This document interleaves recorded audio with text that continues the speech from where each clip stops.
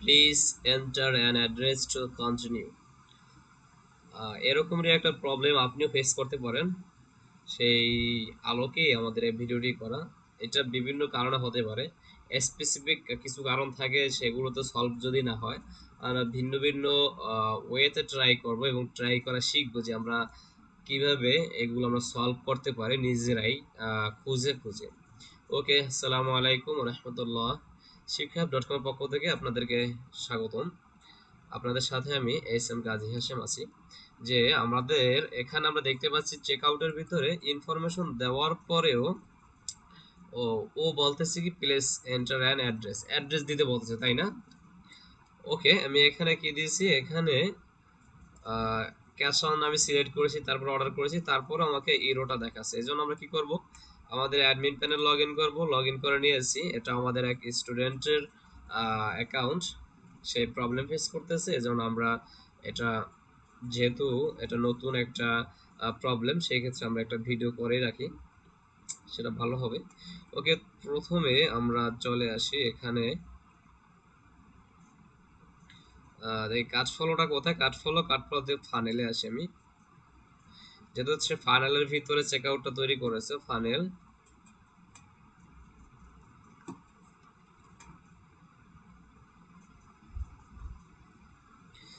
ওকে, ফানেলটা, ওকে, ফানেলের ভিতর থেকে আসারের ভিতরে সে তার চেকআউটটা রয়েছে। এখানে আসারে ক্লিক করে দিই, তাহলে আমরা চেকআউটটা দেখতে পাবো। ওকে, এখানে আমাদের চেকআউট আর থ্যাংক ইউ চলে এসেছে। আমরা চেকআউটে যাই, চেকআউটে গিয়ে আমাদের দেখি চেকআউট ফর্ম। ওকে, চেকআউট ফর্ম যদি আমরা আসি, আসার পরে checkout field editor, field editor থেকে আমাদের সচরাচর যে প্রবলেম, এই প্রবলেমটা হয়ে থাকে কিসের কারণে জানেন? সেটা হচ্ছে এখানে এই যে কান্ট্রিটা আছে, কান্ট্রিটা দেখা যায় আমরা অনেক সময় আনটিক করে দেই, বাট এখানে আমরা টিক করে দেওয়ার পরেও এটা সলভ হচ্ছে না। সেটা আমরা কি করব, আমরা সেই জন্য প্রথমে সবগুলো চেকআউট ফিল্ড আমরা অন করে দেখি আসলে কাজ করে কিনা। ওকে, এইটার জন্য অবশ্যই আপনাকে রিসার্চ করতে হবে, খুঁজতে হবে যে আসলে আপনার প্রবলেম বের করতে হবে হবে আগে। প্রবলেম বের করার পরে তারপরে নাকি সমাধান, তাই তো? যে তোর প্রবলেম ফেস করতেছে, আসলে প্রবলেমটা কোথায়, কিভাবে সমাধান হবে। ওকে, আমি সবগুলো ফিল্ড ওপেন করে দিলাম। এখন যদি আমি সেভ সেটিংস দেই, ওকে, সেভ সেটিংস দেওয়ার পরে এবার যদি আমি একটু রিলোড দেই, রিলোড দিয়ে দেখি আসলে সলভ হয়েছে কিনা অলরেডি।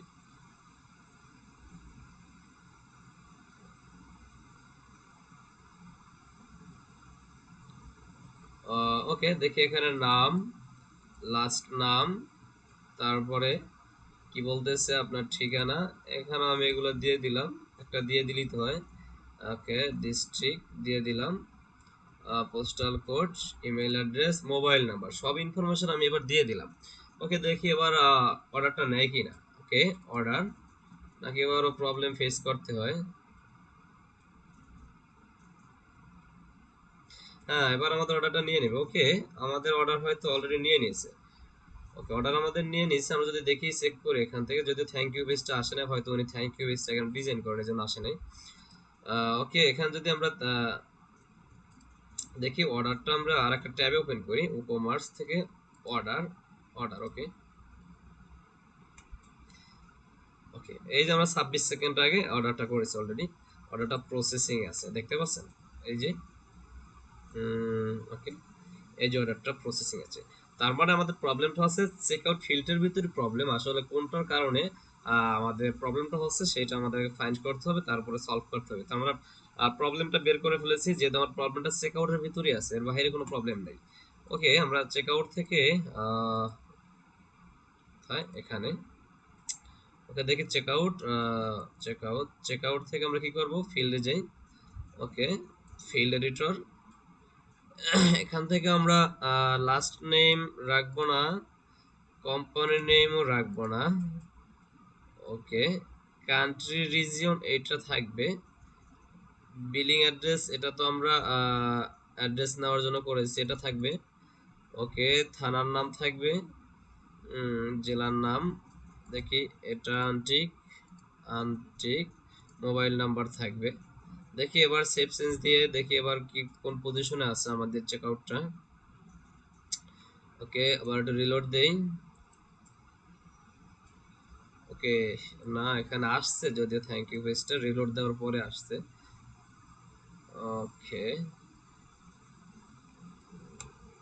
যাই হোক এখান থেকে আমরা আবার হোম পেজে আমরা চলে আসি। স্টেপ আসে না, ওকে হোম পেজে আমরা চলে আসি।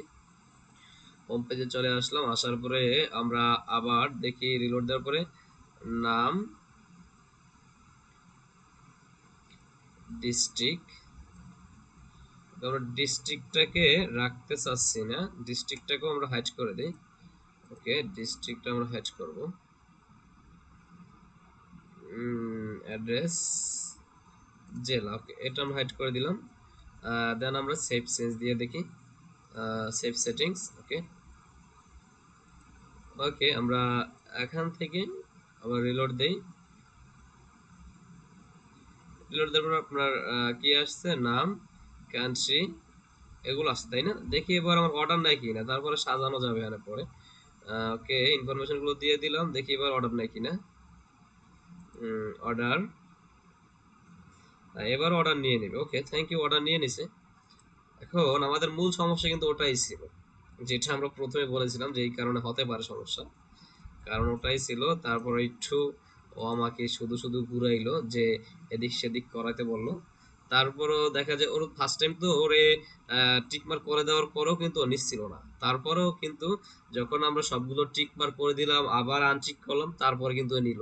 মানে এগুলো সেটিংস এর কিছু কিছু এটা তো আমরা আউটসাইডে একটা ডিজাইন দেখতে পাই, এটার ব্যাক এন্ডে কিন্তু হিউজ পরিমাণ কোড করা আছে, কোড করে করে এই ডিজাইনটা ফেস করানো আছে তাই না? ওখানে কোডে অনেক সময় করে হিট করতে সমস্যা করে আর কি।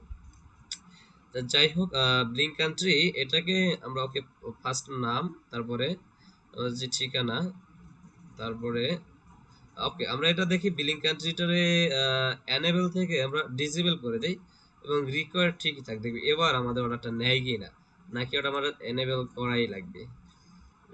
ওকে, আবার তো সেভ রিলোড দেই। Reload complete. এবার কি আছে আমাদের, এবার আমাদের আছে শুধু কি আপনার নাম, আপনার ঠিকানা, আপনার এই মোবাইল নাম্বার, এই টিসি টিসি। এবার কি অর্ডারটা আমার নিবে? আমি তো ওটাকে ডিসেবল করে দিলাম, বাস রিকোয়ার রেখেছি। ওকে, অর্ডার করে দিলাম। এবার অর্ডার নিয়ে নিছে, শুধু শুধু আমাকে ও ঘুরাইলো তাই না? বিষয়টা বিভিন্ন কারণ হতে পারে, এখান তো এই সমস্যার কারণ হয়েছে, বাট আদার্স কারণও হতে পারে। বিভিন্ন প্লাগইন আপডেট চাই, আপডেট না দেওয়ার কারণে হতে পারে, আবার আপডেট দেওয়ার কারণে হতে পারে। এটা কোন কারণে আসলে স্পেসিফিক হয়েছে এগুলো বোঝা খুব মুশকিল, বাট তো আপনাকে রিসার্চ করে বের করতে হবে যে আমার প্রবলেমটা কোথায়, প্রবলেমটা খুঁজে বের করতে হবে, তারপরে এটাকে সমাধান করতে হবে। ওকে, সকলকে ধন্যবাদ। আসসালামু আলাইকুম ওয়া রাহমাতুল্লাহি ওয়া বারাকাতুহু।